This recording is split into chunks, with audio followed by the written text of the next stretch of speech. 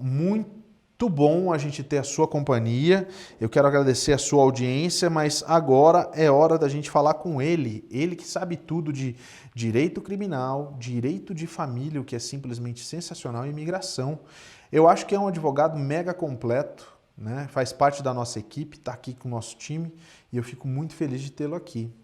Vamos lá falar com o Dr. Danilo Brack. Dr. Danilo, boa noite para o senhor, como estão as coisas por aí?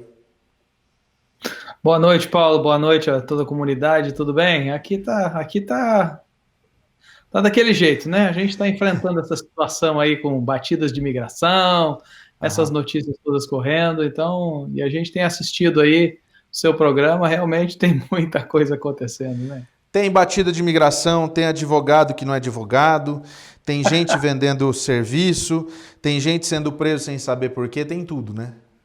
Tem, Tá puxado. Doutor Danilo, tá. aproveitar, você falou dessa questão das batidas de imigração. Tá acontecendo muita batida, eu vi muita coisa em New Hampshire, acontecendo bastante batida de imigração lá. Existe uma situação também agora com essa história da elite da polícia que pode ir para New Jersey, pode ir para Nova York, pode ir para a cidade santuário. Que dica que o senhor dá? O que o senhor pode falar para a gente a respeito disso? Olha, a gente tem recebido notícias realmente através da mídia, né? Então, as Uhum. publicações que vocês estão vendo são as publicações que a gente tem visto. Por enquanto, a gente não tem recebido nenhuma notificação direta de pessoas que foram afetadas. Em New Hampshire, a gente já sabe, a gente sempre aconselhou as pessoas, se você não é documentado, tente evitar New Hampshire. New Hampshire, a situação é bastante mais complicada que Massachusetts, onde a gente está. A gente atua, né, obviamente, no país inteiro, principalmente na New England, e Massachusetts é o nosso headquarters, né, vamos dizer assim. Mas New Aham. Hampshire, logo do lado aqui, a situação é bem mais complicada. Existem muito mais incidentes de pessoas serem presas nas cortes em New Hampshire do que em Massachusetts.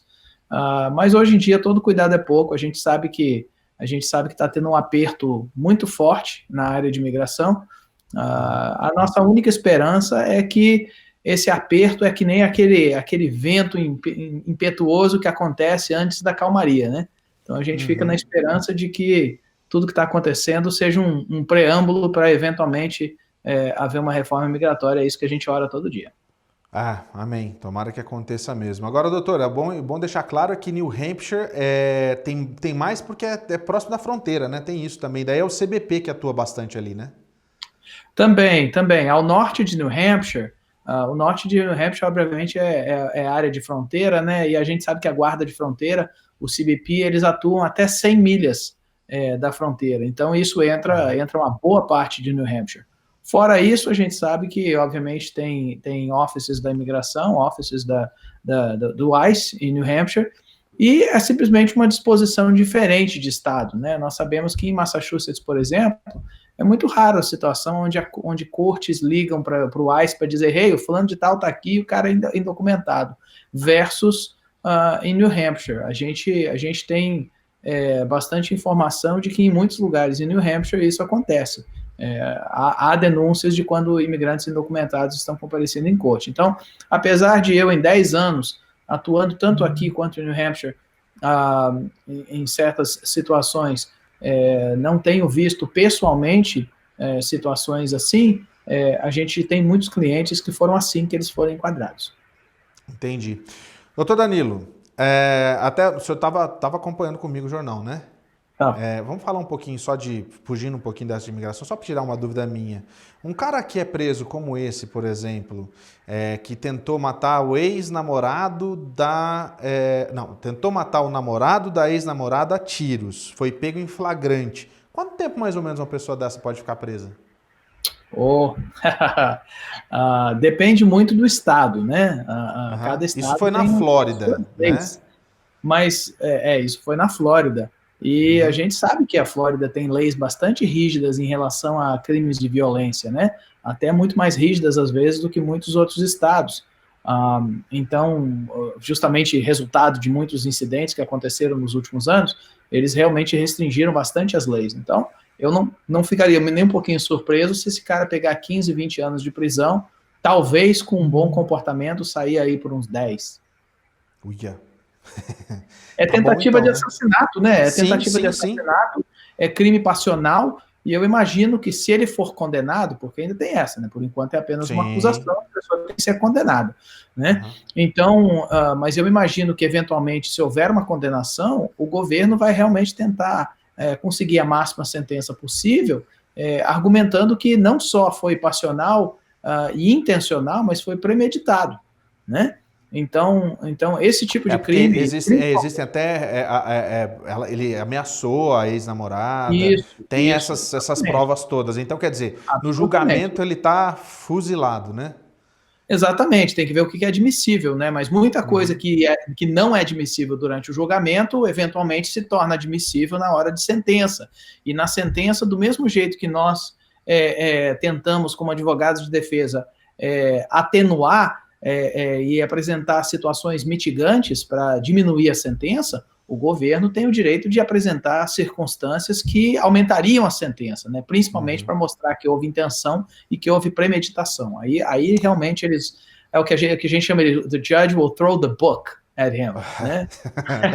Doutor, olha só, a gente viu, chegou hoje à tarde, para mim foi uma surpresa, eu não sabia, quando a gente recebeu a informação de que mais um avião com brasileiros deportados estaria chegando em Belo Horizonte. A primeira informação é de que seriam 94 pessoas, no fim das contas eram apenas 14, né, que desceram ali. Mas na somatória já são quase 400. Né? A gente tem 300 e alguma coisa de deportados só esse ano nesses aviões fretados. Já foram 3 esse ano, mais um do ano passado, são 4. Aliás, só foram 4 esse ano, mais um do ano passado, são 5 aviões já. Agora, as pessoas perguntam muito, e eu acho que é aí que a gente precisa saber. Primeiro, essas pessoas são criminosas? Segundo, essas pessoas que foram deportadas, elas pediram para ser deportadas ou elas passaram pela corte? O que o senhor pode falar para a gente, doutor? Olha, obviamente a gente não tem informação direta de cada caso. O que eu posso te dizer é o seguinte: o governo dá prioridade para pessoas que têm recorde anterior, tanto recorde de entrada e deportação, e aí é uma reentrada, quanto recordes criminais. Então, essas são as prioridades do governo já faz uns 2 anos. Essa situação de fretarem aviões para enviarem as pessoas dentro não é algo surpreendente. Na realidade, a surpresa é de que levou tanto tempo para eles resolverem fazer isso. Sinceramente, isso me surpreende, porque o número de pessoas que são deportadas a cada ano, se você lembra, no governo do presidente Obama, chegaram a ser deportadas 535 mil pessoas num ano. Isso é mais de 500 mil em um ano. Então, você imagina, se 500 mil de pessoas são deportadas em um ano, são aí 1.500 pessoas por dia, né? Então, como que essas pessoas, como que eles conseguem implementar a logística de colocar todo mundo num avião? 1.500 por dia, né? Contando feriados, contando domingos e sábados. Então, na realidade, não é nenhuma surpresa para mim que o governo resolveu olhar os países onde tem o maior número de entrantes e começar a fretar aviões, mesmo que sejam aviões pequenos, para poder removê-los do país. Não é surpresa, é uma tristeza. Eu acho que eu gostaria de ter mais informações sobre essas pessoas, se realmente não tem pais de família sem recorde nenhum, que isso também acontece, a gente sabe disso, né? Mas sem ter mais informações fica difícil de falar. Agora, O Itamaraty, na realidade, ele pode dar essas informações, porque agora o que a gente sabe é justamente isso que o senhor disse, né? Está havendo essa facilitação, né? O Brasil está aceitando esses voos fretados, né? Mas o Itamaraty tem informações sobre essas pessoas? Ou não existe isso? eu imagino que o Itamaraty não tenha informações sobre infrações que essas pessoas possam ter cometido aqui. Porque do mesmo jeito que seria irrelevante uma pessoa sendo mandada embora do Brasil para os Estados Unidos, pelo Brasil, qual que é o crime que ele cometeu lá, se torna irrelevante também para o Brasil receber um cidadão brasileiro de volta no seu país, quando ele está sendo mandado embora de outro país, seja qual for o incidente dele.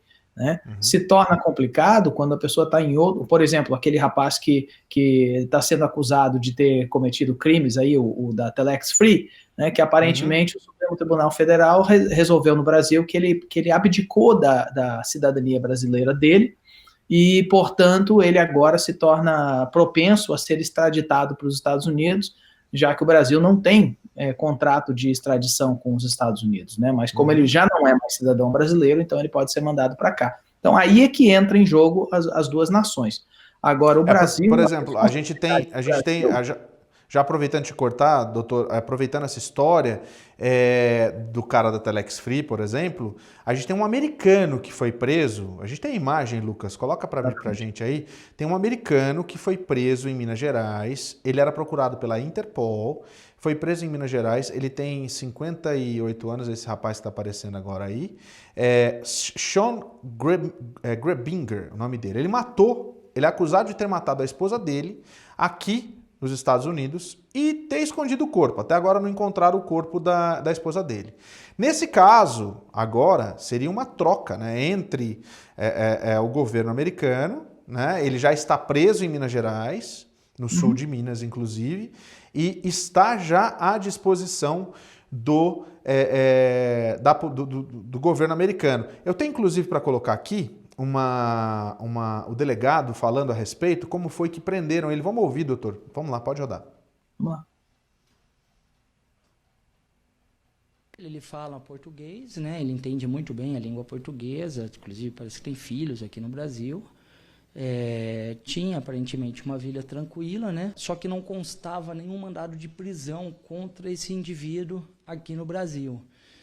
A partir daí começou algumas diligências no sentido de ser expedido esse mandado de prisão, o que foi realizado pelo STF, né, pelo Supremo Tribunal Federal, expedido pelo ministro Luiz Fux, e na data de hoje foi dado cumprimento ao mandado de prisão, e agora começar todo um processo de extradição deste indivíduo para os Estados Unidos. Quer dizer, esse processo de extradição pode demorar um tempo, né, doutor? Não é também tão simples assim, né? Na realidade, há um pequeno equívoco de interpretação do oficial que acabou de falar, pelo seguinte: esse rapaz dessa reportagem, esse americano, ele não é cidadão brasileiro. Não, ele tem a cidadania brasileira. Ele tem a cidadania brasileira também. Ele casou com uma brasileira. E ele recebeu a residência brasileira. Aliás, exatamente, ele é residente brasileiro que tem a situação, e ele disse que ele fazia parte, inclusive, das forças aéreas, sei lá, não sei, de segurança. Tem toda uma situação aí. Então, o que acontece é o seguinte: usar para esse específico incidente, usar que ele vai ser extraditado para os Estados Unidos, na realidade está incorreto, né? Ele vai ser deportado para os Estados Unidos. O Brasil vai deportá-lo. Ele já deve ter sido cancelada a residência dele no Brasil, entendeu? E agora está em processo de trocar a custódia dele dos Estados Unidos. Provavelmente os Estados Unidos vão ter que mandar agentes lá no Brasil para buscá-lo, porque ele pertence aos Estados Unidos, ele não é cidadão brasileiro, então ele não tem os direitos que um cidadão brasileiro normalmente tem. Agora, no caso do rapaz aquele da Telex Free, ele tinha cidadania brasileira. Então, como o Brasil e os Estados Unidos não têm tratado de extradição, os Estados Unidos não podiam extraditar ele. E aí entra outros vários casos, né? Malandragem, Luiz Miranda, todo mundo entra nessa mesma esfera. Todo mundo entra nessa situação. O Malandragem, por exemplo, ele não foi extraditado para o Brasil, ele foi deportado para o Brasil, né? Se houvesse um tratado de extradição entre o Brasil e os Estados Unidos podiam pedir para extraditar o Malandragem de volta para cá, para ele responder pelos seus crimes. Mas como não há tratado de extradição nesse momento, ele está no Brasil, ele é cidadão brasileiro e ele vai ficar no Brasil enquanto essa situação ficar do jeito que ela estiver, né? Então, extradição, ela é literalmente entre dois países que têm um tratado de extradição, onde é estabelecido procedimentos para extradição. Tem que ser adereçado, por exemplo, a Convenção de Genebra, né? Nós sabemos que a Convenção de Genebra protege as pessoas de vários tipos de situações, principalmente onde existe risco de vida, tortura, perseguição política e tal, né, o famoso asilo que a gente conhece, e muitos países no mundo oferecem isso. Então, é aquela coisa, o Brasil pode ter um tratado de extradição, por exemplo, vamos dizer, com o Sudão do Sul, né? Mas nós sabemos que no Sudão do Sul está tendo um genocídio nesse momento. Então, se o cara é do Sudão do Sul, mas ele está no Brasil, o Sudão do Sul quer ele de volta, mas ele é um cristão, por exemplo, e está havendo um genocídio de cristãos no Sudão do Sul, o Brasil pode se negar a extraditar ele por causa da Convenção de Genebra, né? Entendi.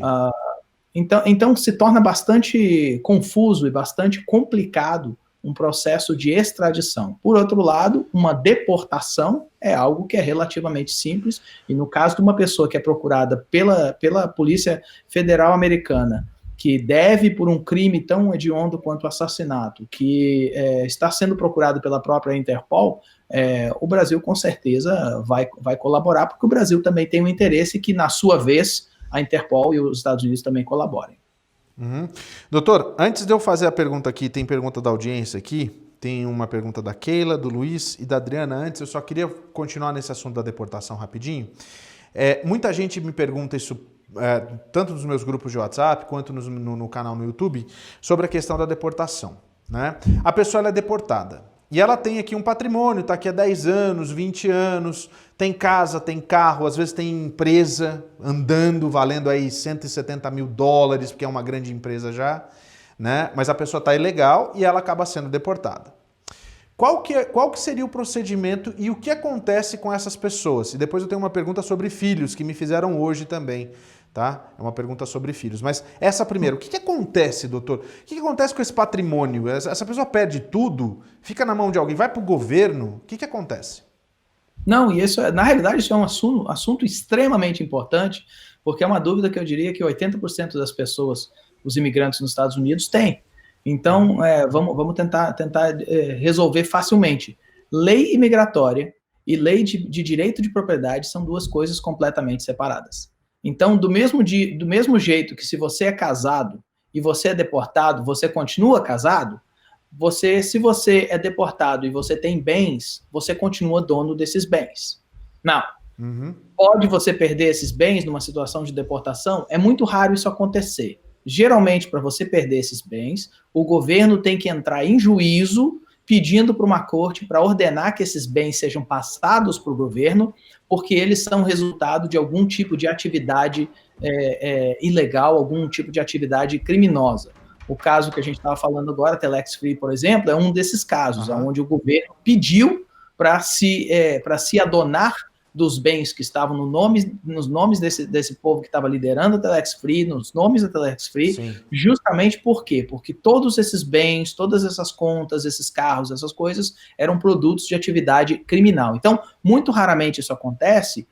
Para o imigrante normal, para o pai de família que está aí, compra uma casa de aluguel às vezes, e acontece a infelicidade de ser deportado, ele continua sendo dono do seu bem. E ele pode tanto passar uma procuração para um amigo, para um familiar, quanto para um advogado, para poder administrar o seu bem, ou vender, ou trocar, ou fazer o que for necessário. Ele pode fazer isso em qual momento? Enquanto ele está preso? Depois que ele voltou para o Brasil? Em que momento que se dá isso? Pode fazer isso em qualquer momento. Ele pode fazer isso antes de ser preso, ele pode fazer isso em vida. Em vida livre. Eu espero que seja feito em vida, né? Vamos dizer em vida livre, em liberdade, né? Ele pode fazer isso também quando ele estiver detido, e ele pode fazer isso quando ele chegar no Brasil, por exemplo. Né? Ele pode passar aquela famosa procuração pública, né, que é feito através do Itamaraty, ou através de algum órgão oficial federal, a própria Polícia Federal, eu acho que pode fazer isso, né? E aí, então, ele pode passar uma procuração dessas para alguém de confiança e essa pessoa pode administrar. Tem muita gente hoje no Brasil que tem bens aqui nos Estados Unidos e que continuam basicamente vivendo das rendas. A empresa que você tem aqui, você pode nomear um administrador e continuar sendo sócio e recebendo o seu dinheiro ali, né? Absolutamente. Eu tive recentemente um rapaz, ele sabia que ele tinha aqui ao Brasil, ele tinha um problema sério do passado de imigração, e ele era casado com uma brasileira que tinha legalizado, nós fizemos a cidadania dela, eles tinham filhos, mas ele sabia que ele ia passar um certo tempo no Brasil, né? Uhum. Então, ele saiu dos Estados Unidos com ordem de deportação, sabendo que ele ia ficar lá um certo tempo. Então, o que ele fez? Ele passou procurações para um irmão dele, se não me engano, entendeu? E esse irmão administrou durante o tempo que ele esteve no Brasil. E, graças a Deus, em dezembro, ele estava de volta para celebrar o Natal aqui nos Estados Unidos, que ele disse que sentiu saudade da neve. Sabe o que é isso? É planejamento. As pessoas que estão em casa, elas precisam entender que tudo, inclusive... quando você está aqui, você precisa planejar, você tem que ter o teu plano A, teu plano B, teu plano C, até o Z, se possível. Essa que é a história. A Adriana disse o seguinte: Dr. Danilo, minha amiga, a primeira vez que veio para cá foi deportada, mas conseguiu entrar numa segunda tentativa. Ela casou com um americano e não conseguiu se legalizar. No ano passado, ela foi deportada e está desesperada porque está longe de suas filhas. Tem alguma lei que possa diminuir o tempo do perdão? Eu acho que é o tempo do castigo, na realidade. Ou ela terá que esperar esses 10 anos? Olha, existem umas duas coisas que a gente pode tentar, ok? E, novamente, eu vou enfatizar a palavra tentar. Em alguns casos, eles funcionam. Em alguns casos, não funcionam e a pessoa tem que esperar os 10 anos. Lembrando que, como ela é reentrada, ok? Ela não é apenas uma entrada, mas ela é reentrada nos Estados Unidos. Quando estão falando do normal, da prática normal de 10 anos, 10 anos seria o mínimo estabelecido para ela, então, pedir perdão pelas entradas dela, para só então poder retornar para os Estados Unidos legalmente, ok? Mas existem uns dois tipos de situações que a gente pode tentar aliviar essa situação. Já conseguimos sucesso em umas 2 ou 3 ocasiões, mas é difícil, é complicado, e eu aconselharia fazer uma consulta direta com um advogado de imigração. Entendi. Doutor Danilo, agora voltando para umas outras perguntas que a gente tem aqui. O Luiz Henrique. Oi, Paulo, estou com visto F2 e preciso apresentar no consulado português um documento que comprove a minha residência nos Estados Unidos. Qual documento seria? Nunca ouvi falar disso. Para o consulado português? Então, ele está dizendo aqui, eu preciso apresentar no consulado português um documento que comprove a minha residência nos Estados Unidos, que ele está estudando aqui. Olha, documentos que comprovam residência podem ser coisas como, por exemplo, recordes médicos, né, recordes dentários. Se você está estudando, pode ser os documentos da sua faculdade, que obviamente coisas que requerem a sua presença física, né? Quando a gente fala de demonstrar residência, a gente está falando de documentos que demonstram a presença física da pessoa, né? Entendi. Então, é aquela coisa, ele pode tentar essas coisas. Realmente eu não sou entendedor muito de lei de Portugal. Né? Mas isso que eu estou falando, nunca ouvi falar disso, é a primeira vez que eu vejo. Poderia ligar pro consulado português mais perto de onde você mora, e perguntar para os gajos, né? Para os gajos, se esse tipo de documento é aceito, ou se aquele tipo de documento é aceito, você pode entrar em contato. Do mesmo jeito que quando a gente tem uma situação com o governo brasileiro, a gente pode entrar em contato com o consulado brasileiro e perguntar, e geralmente eles são muito receptivos. Aliás, a melhor dica para todo mundo, manda um e-mail que eles respondem. Tanto os consulados, tanto as embaixadas, a embaixada de Washington, os consulados aqui nos Estados Unidos, quanto os consulados no Brasil. Você manda um e-mail para o consulado do Brasil, eles vão te responder prontamente. É bem bacana essa interação. Keila Teixeira, boa noite, doutor Danilo. Gostaria de saber se tiver uma lei de 10 anos para quem está aqui, sem nenhum crime e com filhos americanos, será que a gente consegue ser legalizado? É um achismo, né? Ok, então é muito bom a gente entrar nesse assunto ao vivo pelo seguinte. Fazem muitos anos que eu tento avisar as pessoas, não existe lei de 10 anos, ok? Escreve no seu braço, escreve na perna para colar, entendeu? Mas entendam uma coisa, não existe lei de 10 anos, não existe uma lei que possa legalizar você simplesmente porque você mora nos Estados Unidos há 10 anos, ok? Isso aí são deturpações da lei. Eu estou aqui hoje, Paulo, já fazem 31 anos, ok? 31 anos e meio que eu estou nos Estados Unidos. E nesses 31 anos eu já vi 3 ondas de leis de 10 anos, né? Houve uma nos anos 90, houve outra ali pelo ano 2007, 2008, quando acabou o LULAC, e novamente a gente começou a ver essa onda de lei de 10 anos em 2013 e 2014. E isso são truques, isso são arapucas que são lançadas por pessoas que querem simplesmente abusar dos nossos imigrantes. E olha a grande coincidência. Eu hoje, até mais cedo, quando você me ligou, eu falei que eu estava chegando da Corte de Imigração, eu passei o dia numa Corte de Imigração, em julgamento de um casal que está aqui há quase 2 décadas, que tem filhos aqui e que estão os dois em deportação simplesmente porque eles acreditaram num advogado. Não foi num paralegal ou notário, eles acreditaram num advogado que ofereceu para eles a lei de 10 anos e garantiu o green card até 2 anos, ok? Esse advogado já foi até cassado por causa disso, mas eu sei que existem paralegals, notários, existem até alguns advogados que continuam vendendo esse gato por lebre. Isso é simplesmente uma mentira, uma extrapolação da verdade. O que eles fazem uma aplicação de asilo falsa, ou fria, né? Eles fazem uma aplicação de asilo, mandam para a imigração, né? E com questão de poucos meses você vai ser entrevistado pela imigração, a imigração não vai nem olhar os méritos do seu caso, eles vão simplesmente negar, porque pedido de asilo é para ser pedido no primeiro ano que você entra nos Estados Unidos. Então eles negam e automaticamente esse processo é enviado para a Corte de Imigração. Você está agora em deportação. Já entra em processo de deportação, então automaticamente. De deportação. É um processo judicial de deportação, é automático, é 100% automático, entendeu?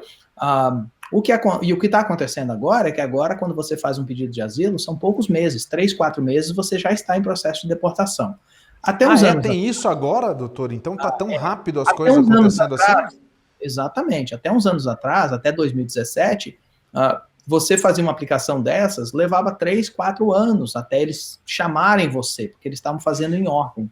Em janeiro de 2017, eles inverteram a ordem e eles começaram os últimos serão os primeiros a ser chamados. Então, quem aplica por último é o primeiro a ser chamado. Então, tem gente que está esperando há 3, 4 anos pela sua entrevista, não foi chamado ainda.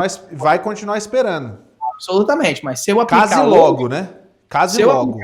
Absolutamente. Se eu aplicar hoje, provavelmente abril, maio, eu já estarei na frente de um oficial de imigração, ele vai olhar, vai dizer, você está aqui há tantos anos, ok, negado porque você aplicou com mais de 1 ano, vai explicar isso aí para o juiz de imigração.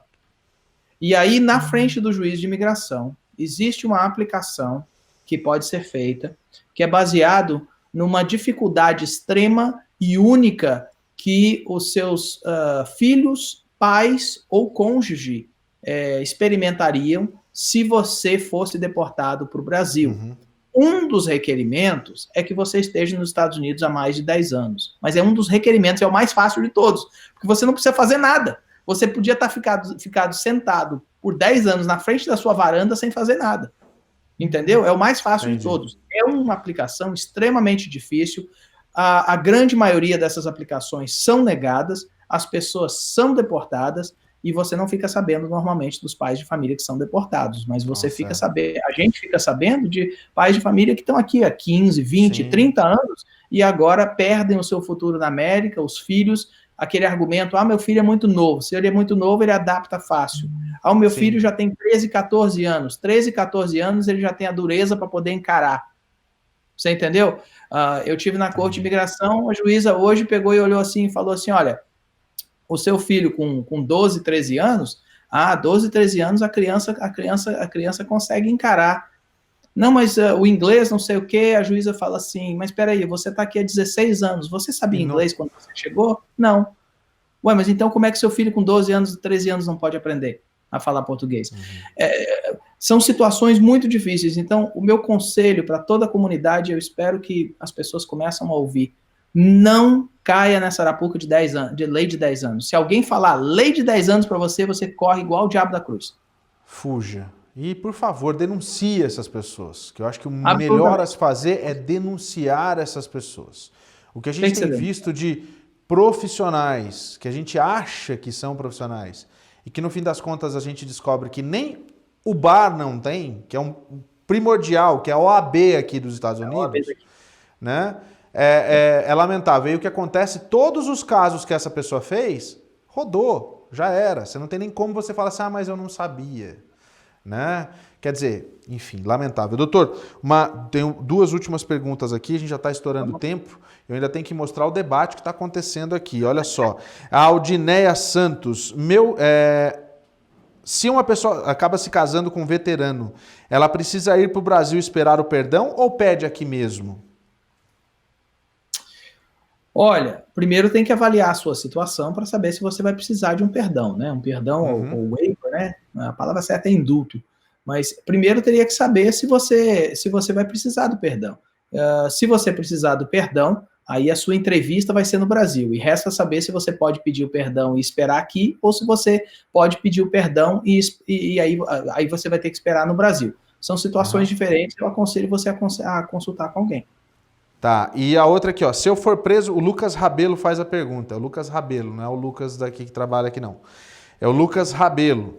Se eu for preso pelo ICE apenas por estar irregular, eu posso brigar pela minha causa ou uma vez preso, eu tô deportado, não tem mais chance nenhuma, um beijo, já foi?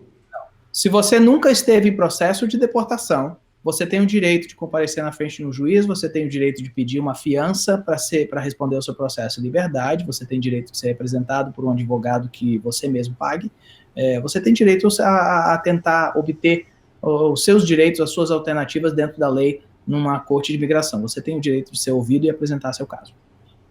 Beleza. Doutor Danilo, mais uma vez, muito obrigado. Eu queria colocar agora os dados do Danilo na tela para quem quiser conversar com o Danilo.